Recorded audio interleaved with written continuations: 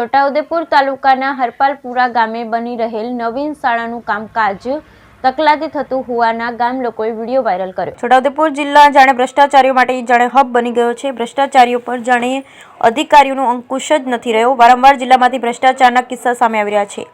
નકલી કચેરી હોય કે પછી નકલી સિગ્નેચરનો કિસ્સો, છોટાઉદેપુર જિલ્લાના લોકોની વાત તો અધિકારીની સાંભળતા નથી અને જેને લઈ આવા કિસ્સામાં ના છૂટકે ભ્રષ્ટાચારને ઉજાગર કરતો વિડીયો બનાવી સોશિયલ મીડિયામાં લોકો વાયરલ કરતા હોય છે। આવો જ વિડીયો છોટાઉદેપુર જિલ્લાના હરપાલપુરા ગામનો સામે આવ્યો છે કે જેના હલકી કક્ષાનું મટીરીયલ વાપરવામાં આવી રહ્યું છે।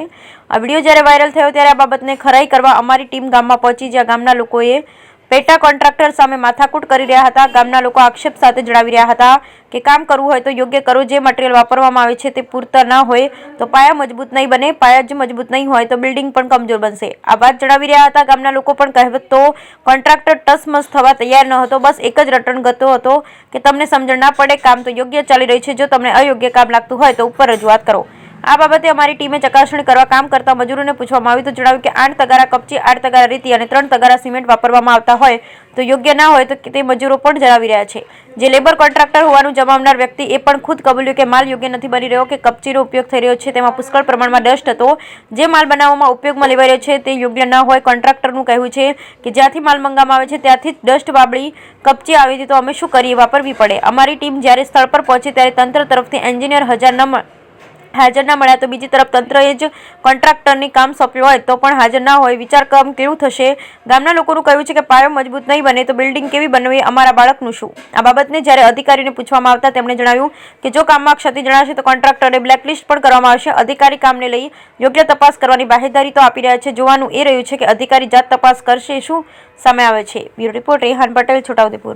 કારણ એ શું છે, અમારા બાળકો અને અમારા બાળકી લોકો અહીંયા આ સ્કૂલની અંદર ભણવાના છે। ગમે તારે આવું ગમે તે કામ કરી જાય, ગમે તે છોકરાને, અમારા પબ્લિકને, અમારા છોકરા પરિવારને નુકસાન થાય, ગમે તે ઉપરથી પડી જાય, કંઈ બી નુકસાન ના પાયાની મુદ્દાની વાત છે। ઉપર તમે ગમે એટલા હોય, પાયાની મુદ્દાની વાત છે ને। તમે કાચો રહી જાય છે, ગમે તે અમારા બાળકો અહીંયા ગામથી નાના મોટા છોકરાઓ અહીંયા સ્કૂલની અંદર ગર્લ્સ હોસ્ટેલ છે તો અહીંયા બધા આવ્યા કરે છે, તો એ લોકોને, અમારા પરિવારને નુકસાન થાય ને। તમે તો તમારું ગ્રાન્ટ લઈને તમે ટેન્ડરમાં હોય તો ગડબડ છે, બિલકુલ ગડબડ છે। તમે હા, ચોખવટ કરો ને, તે બાજુ ખોદીને જુઓ, બરાબર છે તે બાજુ। બોલો, કેવું કામ ચાલે છે અહીંયા? કામ ચાલે છે, માલ થોડો કાચો આવે, ફીકો આવે છે।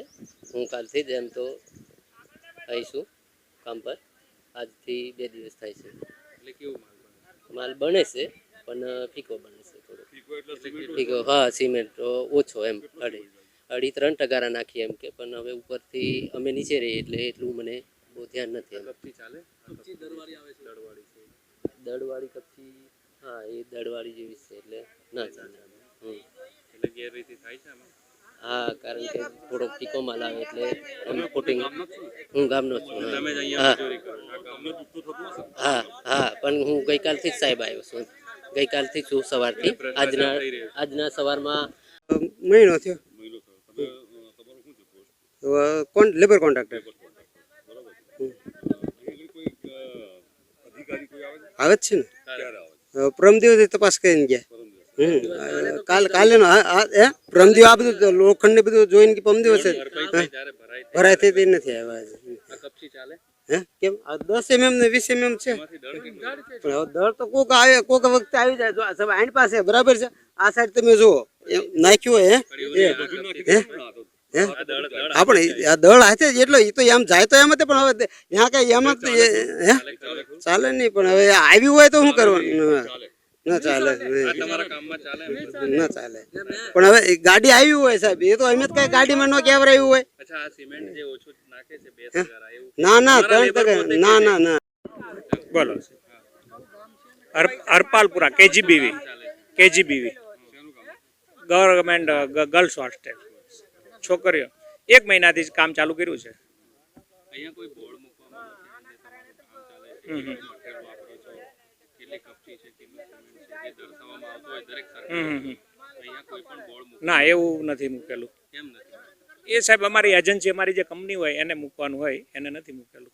એજન્સીનો કોઈ મેન માણસ અહીં આવે છે? હા હોય છે ને અહીંયા, આજે 12 ગામ ગયેલા છે, બાકી અહીંયા જ હોય છે. અચ્છા, કોઈ અધિકારી નહીં જોયા? હા આજે નથી આવ્યા, બાકી આવે છે. હા પણ ગઈકાલે તમે કામ ચાલુ કર્યું, આ 10 દિવસથી બંધ હતું, આ ફૂટિંગનું કામ ચાલુ હતું ને. એવું હોય છે કે હાજર હોવું? ના, ગમે ત્યારે ચેકિંગમાં આવી શકે એની ટાઈમ. આ ફૂલ ટાઈમ અહીં હાજર રહે એવો નિયમ હોય કે ન હોય ખબર નથી, પણ આવે છે ખરા ચેકિંગ માટે, કામ જોઈ જાય છે અમારું. કપચીની જે વાત છે ને, કપચીની અંદર પુષ્કળ પ્રમાણમાં દળ છે. એ સાહેબ જે નીચેનો ભાગ આવ્યો હોય ને એ, બાકી ઓલી ગાડી જોઈ લો, આ બાજુની જોઈ લો. હરપાલપુરા કેજીબીવી ખાતે ચાલતા બાંધકામ સંદર્ભે મળેલી રજૂઆત ધ્યાને લેતા